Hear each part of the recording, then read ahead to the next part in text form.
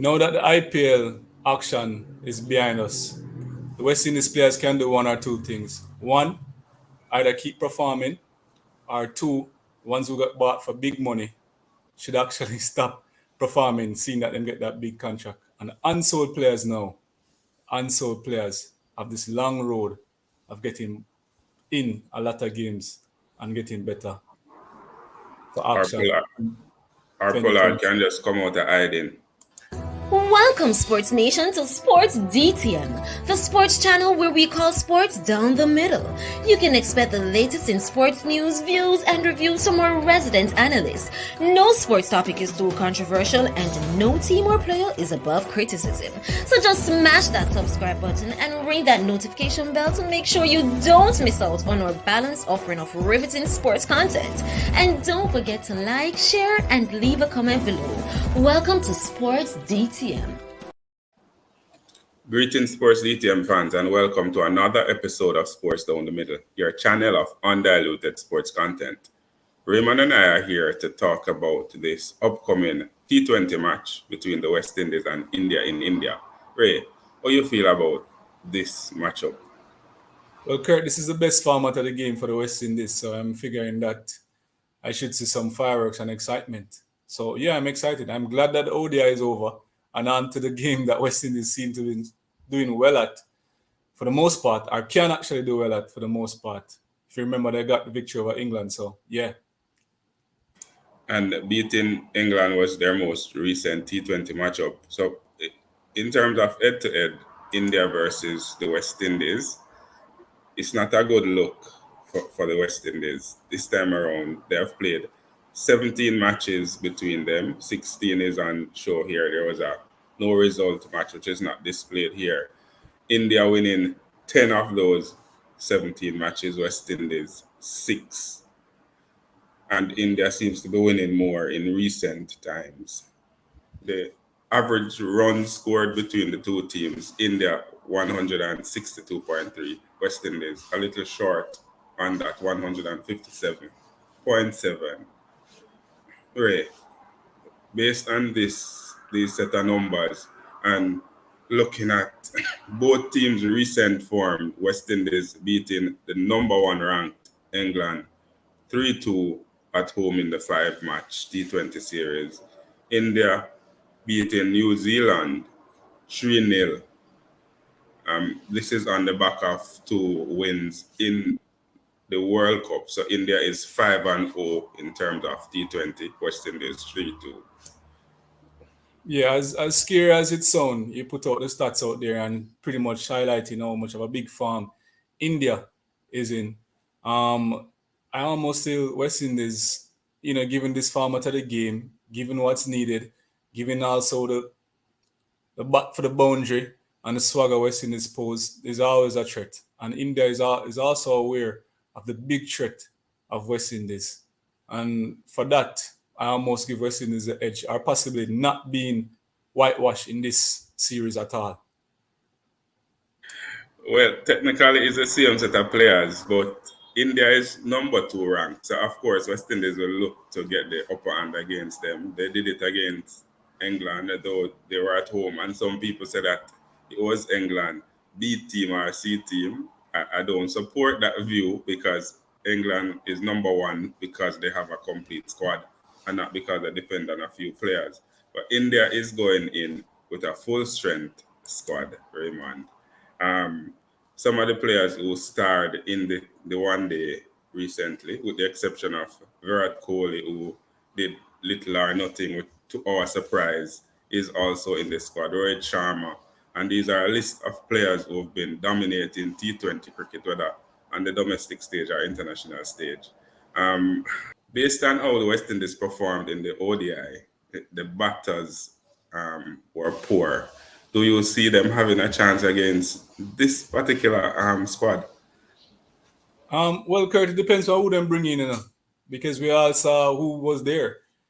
And we begged them to actually play the ODI like T20. So actually they will just carry over that form into the T20, series where they actually stand a better chance of winning at least one. As big and deep as India squad looks and dangerous, I really feel West Indies can actually clip one and hopefully get in the ascendancy and push even two. So I'm really positive. If West Indies is to lose any game, it would be best to get the first game, lose the first game so that they can almost work out any kinks. And looking at the West Indies squad, which is the same squad that played against England, there are a few players in there that we think need to get a rest. And if you looked at the list, Bravo jumped out at you right away, especially based on his performance in the ODI. Who do you see starting in the 11 for this first match for you? I think the better question is who I don't see starting. So Well, who you don't see starting? all right, so unfortunately, persons might beat me for this, but Darren Bravo, your job has been done there, and so I almost feel like Darren Bravo would be one of the first players for me that wouldn't start. Also, Shea Hope is struggling. I almost want to see somebody else at the top order, partnering with either Brandon King. I even see what Myers have. So Shea Hope would get the rest for me. There's a toss up between Aiden Walsh and Cottrell. I can't quite put my hands around it.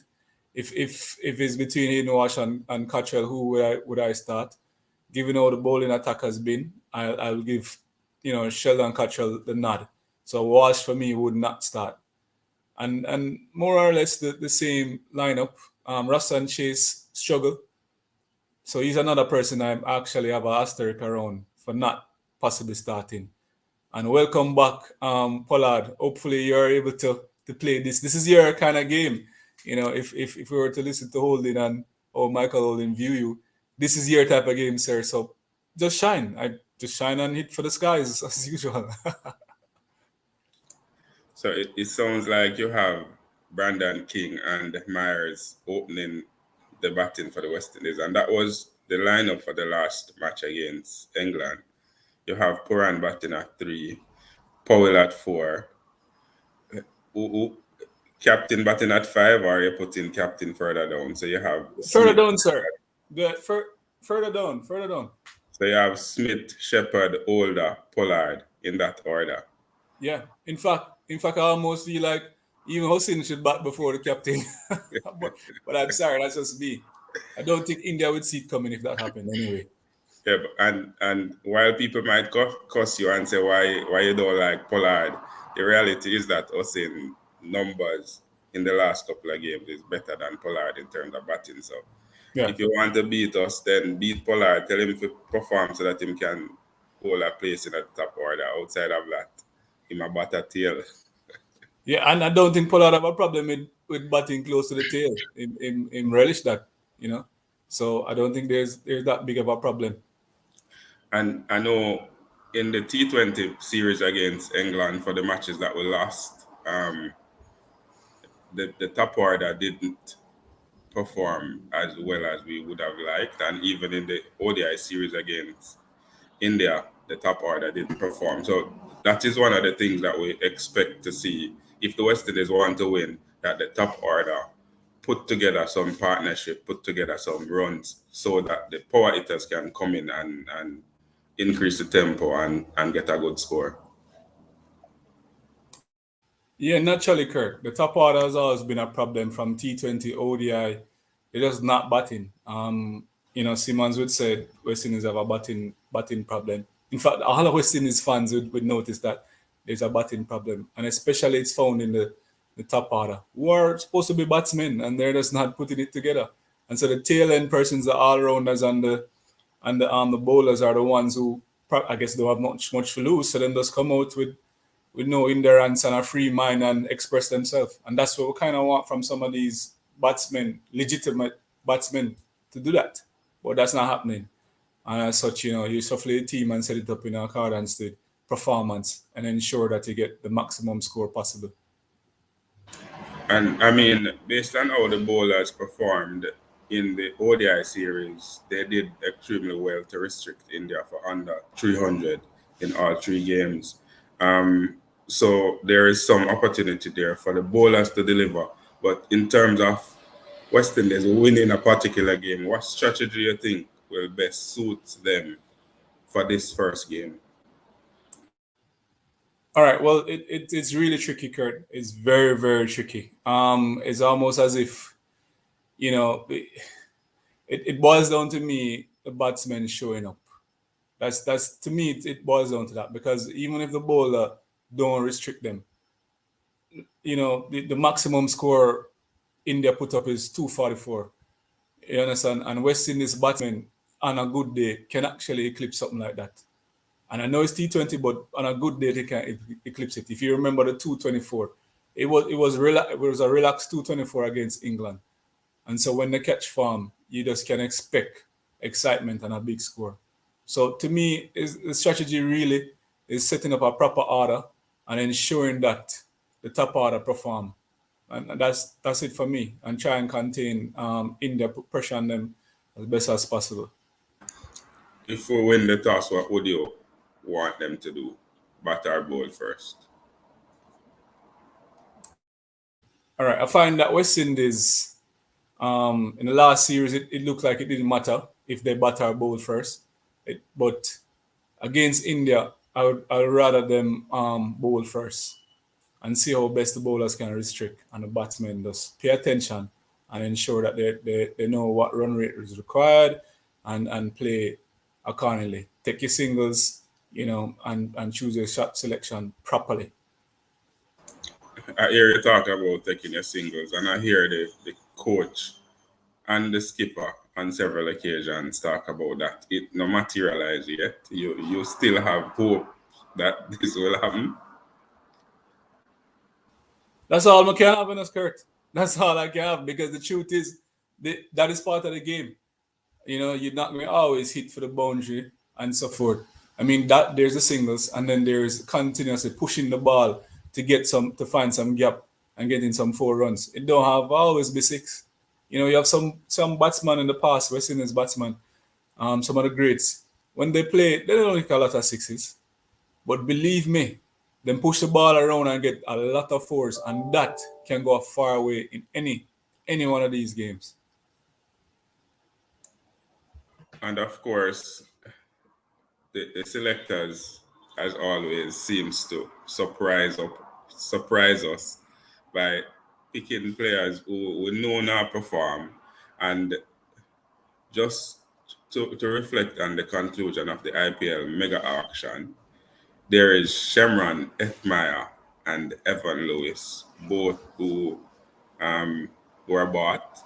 Etmire for a massive price tag. Why Etmire is still not in that side here? Is it that India don't follow the yo-yo test at all? So I know this might sound corny, but clearly India is using the YOLO test as YOLO, because I swear the type of batsman Hetmyer is, they pretty much said they don't have nothing to lose. And unlike West Indies, who feel as if, okay, we have a great crop of players to select from, and so Hetmyer is not possibly one of them, based on performance and score and stuff like that. It beats me why he's not in the team. But clearly, Indian is using the YOLO test. You live only once. And definitely Dan Bravo and Rastan Chase are two players that jumps out at you like them can easily be replaced by Hetmire and Evan Lewis. But again, the selectors think otherwise. They prefer to lose with these players than to win with players who have potential and a future. Yeah, it's clear. I don't know if it's a matter of commitment, but I don't think that is the case. If they're one, then if Maya and some of these players aren't seriously committed, and the Chase and Bravo is more committed than them. But let us see what plays out. Given after this auction, I can just imagine where some players' head would lie, and the possibility of being available for other future games is always up, on person's mind to see what happens. But if they're available now, I think you should always play your best team, because come a time, these players might be unavailable, and then you'd have the Bravo and Chase to rely upon. And of course, we don't want to see a similar case like what is happening with Narayan, who has been out in the cold for many years and nobody knows why. But fans out there, India versus the West Indies is always a treat, always an exciting matchup. And they will do battle in the first T20 match comes tomorrow. We would love to hear from you. What's your thoughts on the West Indies squad, the selection? Who do you think should have made the bench or should have been sent back to the Caribbean on a plane? And tell us all your thoughts on this in the comment section below. And always remember to like, to share, and to subscribe. And to tell a friend, to tell a friend, to tell a friend, to tell all of them friends to come and join the Sports DTM family. This has been another episode of Sports Down the Middle. Ray and I signing out. Be blessed.